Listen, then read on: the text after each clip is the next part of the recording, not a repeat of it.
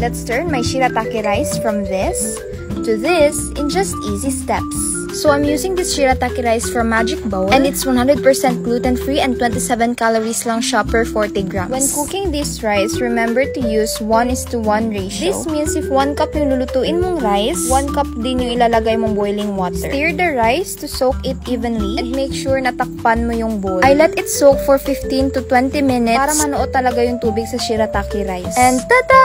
Finished product. If nagtataka kayo, nilipat ko siya sa kabila off cam kasi umaapaw na siya. 1 cup of uncooked rice is equals to 1 3/4 cup of cooked rice. Kaya makaka-only rice ka talaga guilt-free kasi yung buong kanin dyan sa baonan na yan is 162 calories lang. Samantalang pag regular rice yung gagamitin mo, yung isang cup is 230 calories agad. Kaya if gusto mong papayat, this one is the best rice alternative kung ayaw mo talagang iwasan yung pagkain ng maraming rice. So if you're interested, ililink ko lang to sa yellow basket.